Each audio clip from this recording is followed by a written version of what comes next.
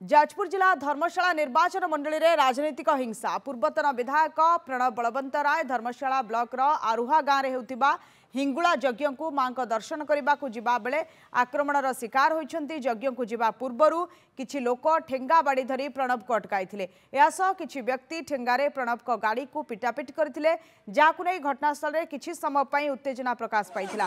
खबर पाई जेनापुर आईआईसी घटनास्थल रे पहुंचबा परे परिस्थिति स्वाभाविक होइतिला। यहाँ परे प्रणव पूर्व योजना अनुसार यज्ञस्थल को जाई मां को दर्शन करि फेरिथिले।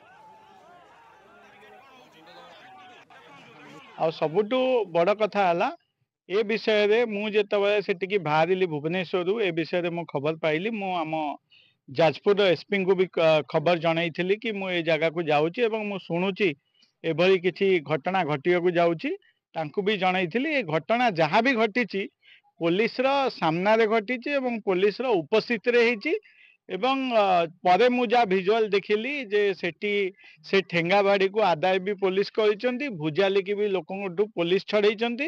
ए समस्त घटना पुलिस रो नॉलेज रे पुलिस रो सामना रे हिची।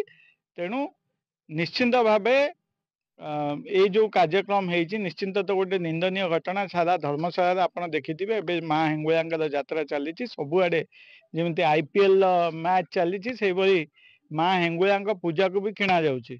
किंतु धन्यवाद देवी आदिवा ग्रामवासी को से पैसा रे भासी न जाए निमंत्रण करथिले एवं मु निमंत्रण रक्षा करी गला बेले ए घटना घटी एवं सेठिकार लोक माने एवं जो माने उपस्थित थिले जनसाधारण सहयोग रे मते ठीक भावे नेले एवं आउ थरे मां का दर्शन कली एवं मुंडिया मारिली मां का आशीर्वाद नेली आसिली।